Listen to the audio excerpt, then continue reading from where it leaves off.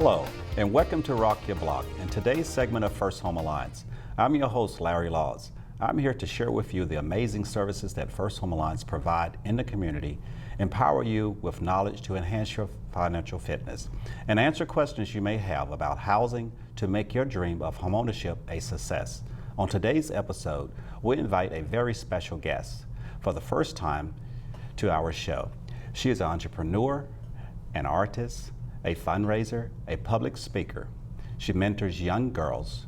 This young lady is gifted with many talents and committed to business and community. Please welcome to our show, Candalada. Welcome, Candalada. Hi, Larry. Hi. Welcome to the show. Again. Yes. Why don't you tell us, the audience, just a little bit about you? Well, my name's Candalada. I'm the owner of Hair Therapy. It's located in Woodbridge, Virginia. And I've been here for about 16 years. I came here from New York. Okay.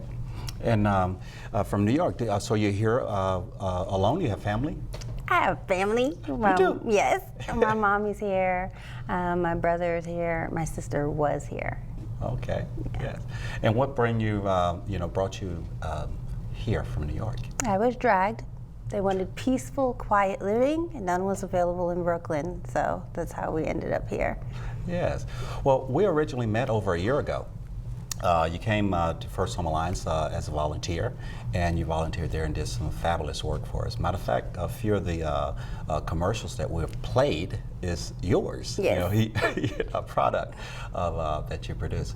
How was your volunteer service with First Home Alliance? Well, I'm not going to say it was bad, Larry.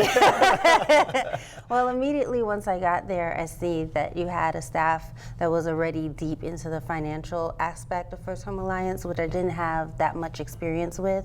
So I already knew from day one, I was like, oh, let me tell them that I know how to do this other cool stuff. Yes. And I wanted to be responsible for visuals and just bring more content so that your audience can see what you do versus just hearing about it in plain text or reading about it.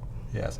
Well, you know, we often see resumes. You know, a person may say, you know, I have a degree in communications, you know, I'm creative, you know, but basically, you know, we found out that they have more of an administrative skill, or, you know, that is where their strengths are.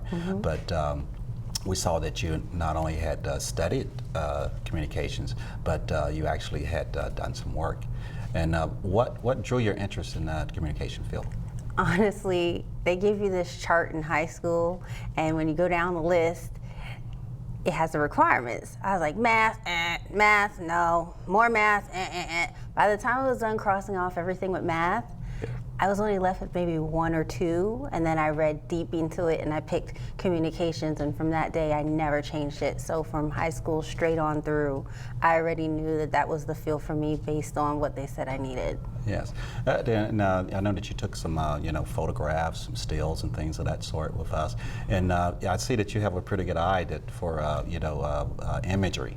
And so how are you gifted with your eyes? I'm not. My little sister, she taught me more about still photography. Okay. I'm a lover of video, but I can recognize and appreciate a good photo. So I try my hand at it, but she's the real genius behind the stills. Yes. Yeah, she's my secret weapon. Okay. Yes. The award that you received was the President's Volunteer Service Award. And you know, not all the volunteers are able to earn that.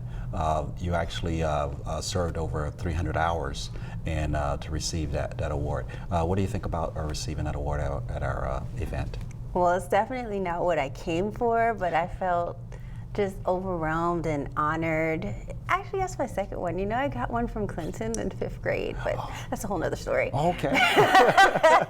Well, this one was signed by President Obama. Yes, it was easy to get it because when I'm looking at video, I want it to be perfect, which isn't achievable, but when you're striving for that, hours and hours just roll by. At some point you have to stop, but it took me a lot of time and focus to get what I thought you wanted. So it's like you have to do a little bit of tapping in to someone else. Yes. You know, jumping outside of yourself.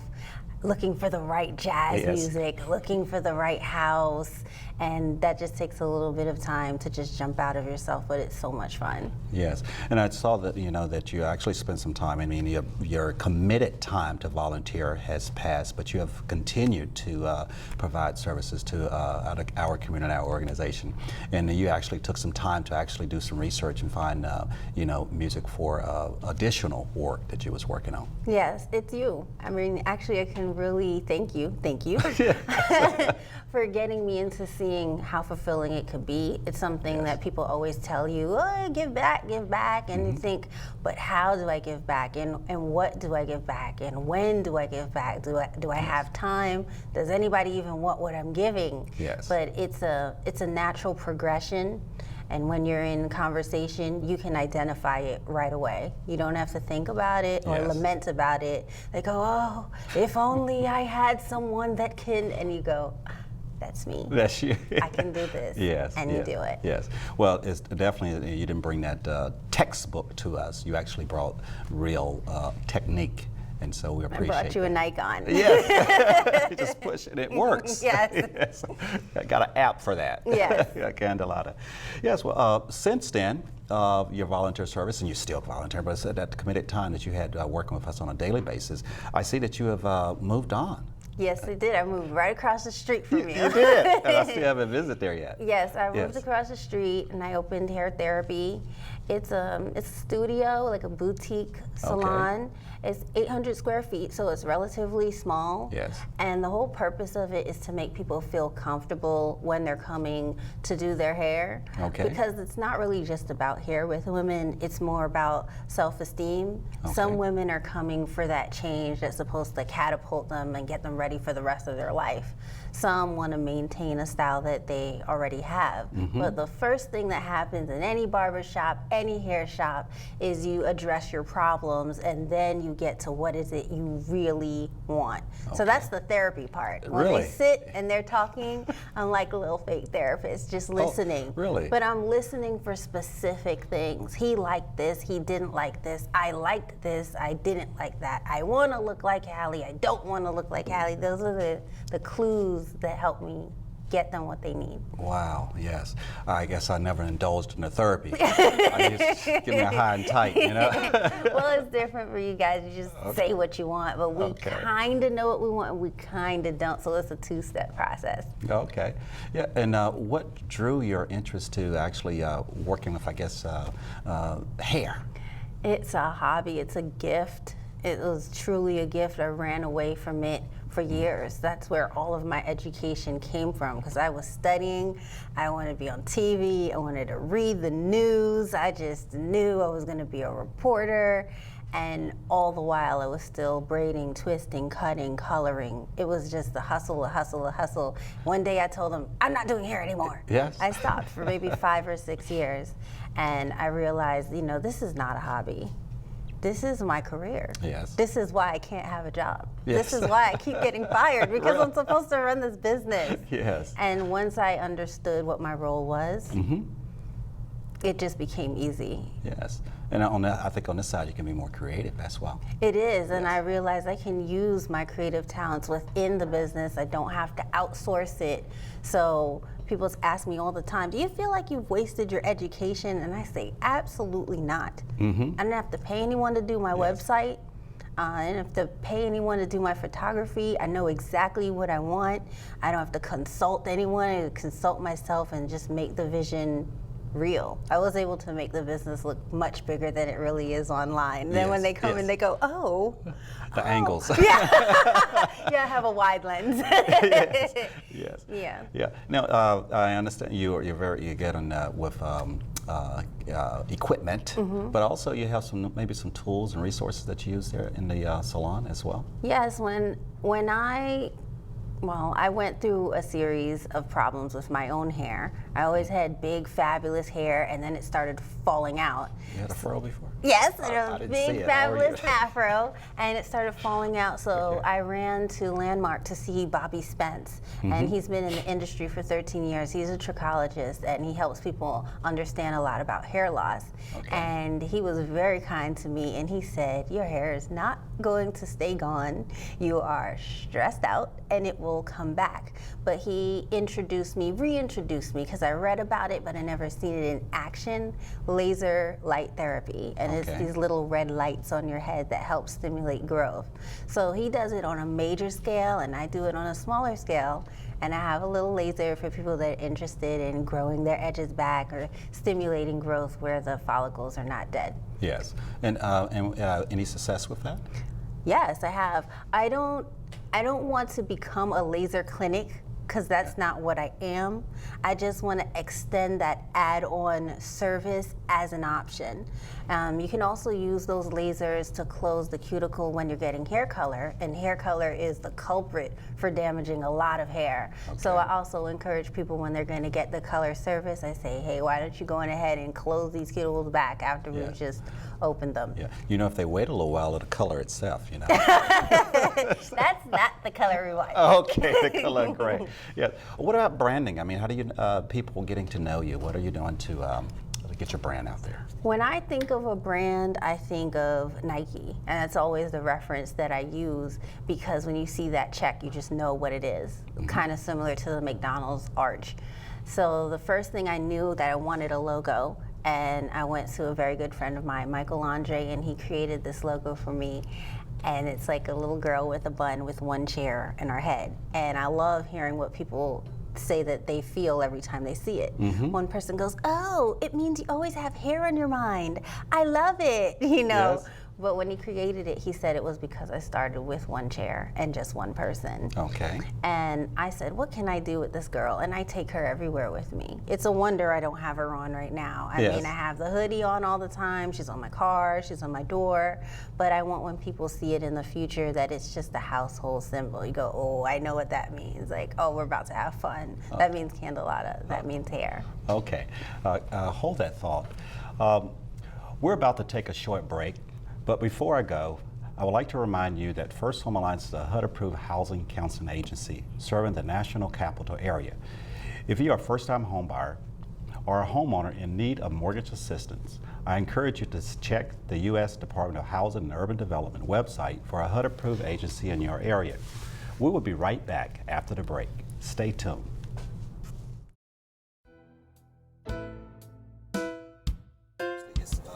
We need donated funds for leverage so that these grants will match those funds as well.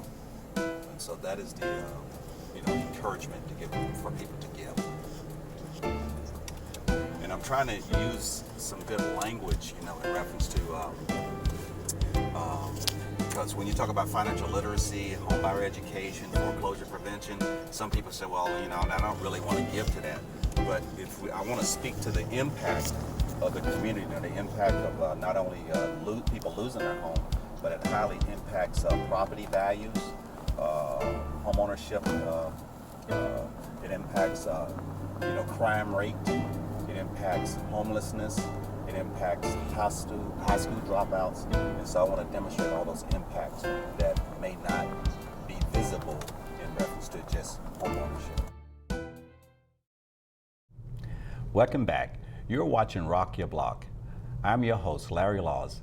On this segment with First Home Alliance, here with our special guest, Candalada. Candalada, before the break, you was talking about branding. Yes. And what do you thought about your brand? Tell me a little bit more about the pen you were speaking of. The pen? The bun? Oh, the bun on our head. Yes. I was known in high school for having these little buns on my head. I had the bun, the little Chinese bun. I had it with little butterflies coming out. I had the stuffed bun. It just was a thing that stuck. So he said, oh, this reminds me of you so much, but let me tell you a secret. I said, well, what's the secret? It's not me. He says, no, it's Beyonce. I was like, I love Beyonce. Okay. But when I look at it and I think of what he actually said, because sometimes you don't get to talk to creators about what inspired them, yes. I think of how much she works 24 hours, that type of work ethic. And that's something I want to have I do have it. It's something that I want to maintain and keep. with the brand. And so I love to inspire people when they come to reach for whatever it is that they want to do relative to their field. So when they see the brand, I want them to think outside of just hair, but just the total representation of yourself and delivering the message that you want people to have of you.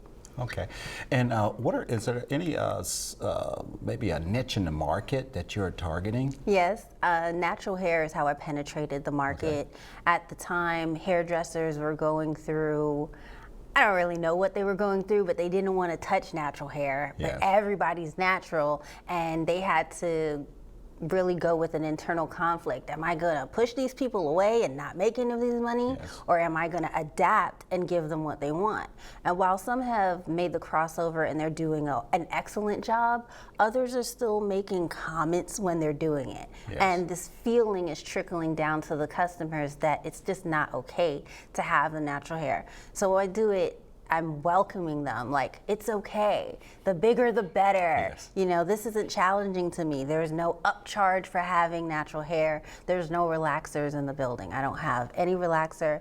I do a lot of color, which is still a chemical, but I just feel like I can contribute more by styling the natural hair well. Not just styling it. Yes. We want to look good. You know, if you're going to have curls, they got to be bouncy curls, not just, you know, curls hanging off your head. Yes. And I've been successful at doing that. And after a while, after about a year, then I let them know, guess what? I know how to do everything. So Okay. now I'm promoting diversity, but I really wanted to come in with what's seen as difficult because it's not difficult. And I wanted to show them that it isn't. It's okay to have natural hair. Okay, and so do you see some expansion, you know, in the market? I see opportunity for expansion, but it's not my focus right now. I want to focus on the flagship store, the baby, the original creator. But I have been expanding the brand by getting into other projects, but they're temporary. I don't want to spread myself thin. So one week I might get into something, dedicate my time, and when it's over, I come back to my people. I don't want them to feel like I've abandoned them. I don't want to go away for too long. So I take small breaks in between projects. Okay, and also I think you may have talked outside. When you're outside the salon, what are some of the things you're doing? Well, talking is definitely one of them.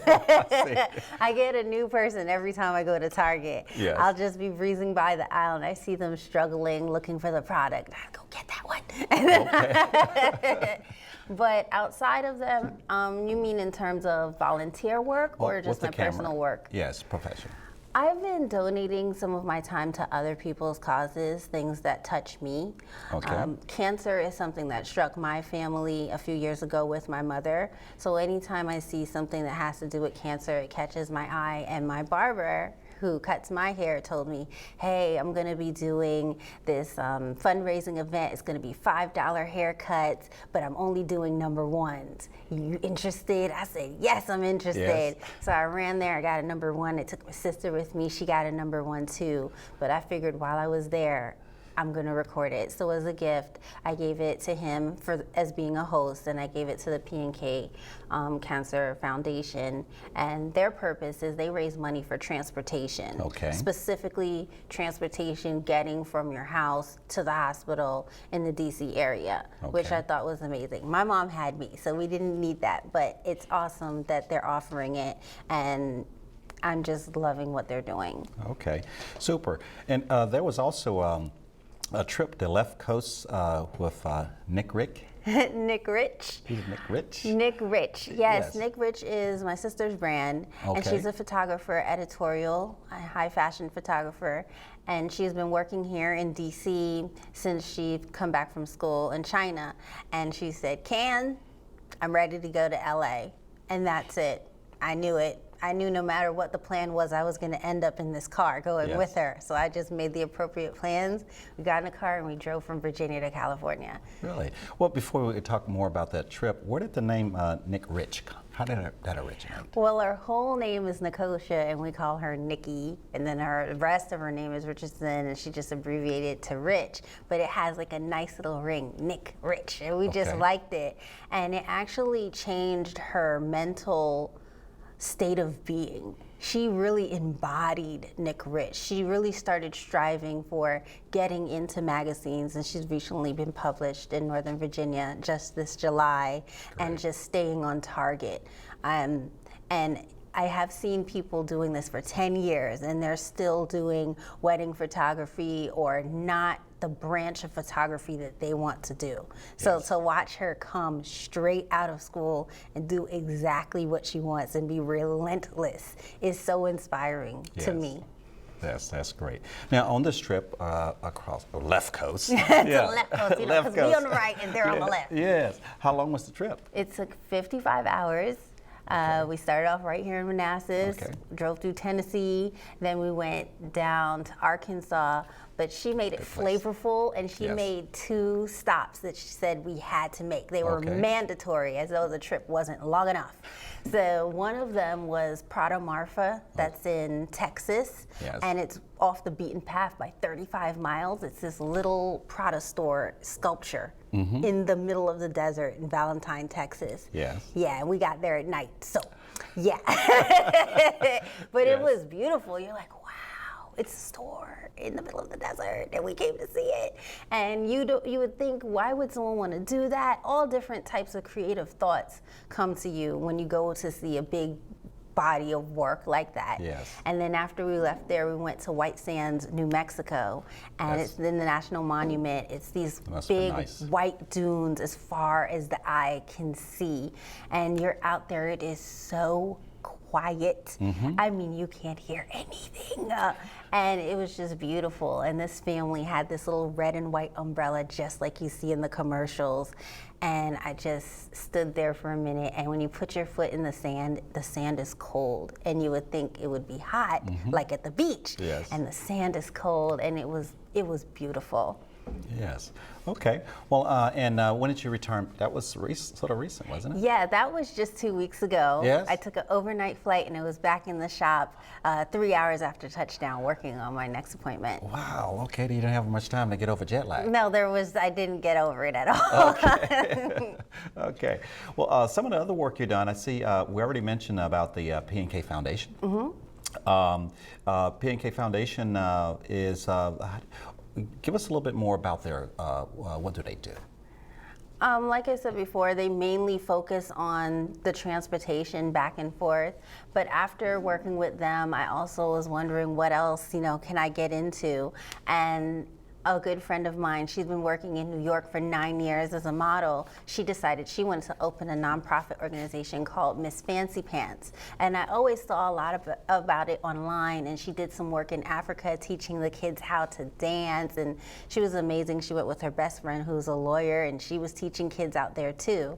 So when she came into town, she said, "Hey, Ken." I said, "What do you want? You never call me." And she said, "I'm having an event. We do a big photo shoot on the last day to raise the self-esteem of the girls and just make it all about them so they just feel really special." And last year they did it in Brooklyn, my hometown. So I was so excited that she was going to be here in Northern Virginia. I said, "Well, have you invited anyone else?" She said, "Yeah, I invited Paul Mitchell." I said, "Paul Mitchell." So I know Paul Mitchell comes with a big team, and I said, "Hey, how about I give you some video work?" Okay. "I think that's what you're gonna need." She said, "I don't have video." And so I did one kid's hair, the shyest kid. I did her hair. I said, "Well, how do you want your hair?" She said, "Oh, I'm so tired of it straight. I want curls." And she's usually so quiet, but for me, she was just talking. Altogether, we got a really persuasive, heartfelt video out of the day. They got to show all of the kids looking fancy and fabulous, and teamwork amongst the businesses that are in my community. So it was a great success. Yes. And just briefly, I understand there was a Warm Creative. Yes, but I want to. I know that you actually have done some public speaking, have some experience there. Can you briefly talk? That was just recent, wasn't it? Yes, that was last week. The week before last week. What did you do last night? Oh, yeah, I did a presentation last night too. Tell us about that. Okay, so Warren Creative was first. Yes. That was a few weeks ago. And these women, they had a magazine called Warren Creative that Nick Rich submitted some work to, and they have developed into a branding agency, and I've been following them, and they have these events where they talk about big mistakes, and they encourage women leadership, and it was all women, and they were all talking to us about their mistakes and how they came to be. And they had a 2-minute lightning round where someone from the audience can come up and talk, and I did. Yes. And someone that was in that audience saw me and invited me to speak at their speaking engagement. Okay. And that's how last night came to be. Yes. And it was called, let's call it Messed Up Nights. Okay. Messed Up Nights DC. Okay. And I talked about some of the mistakes that I made as I tried to evolve my own business. And I gave them a little bit of history of how it all came to be. It was 7 minutes. Yes, well, that's great.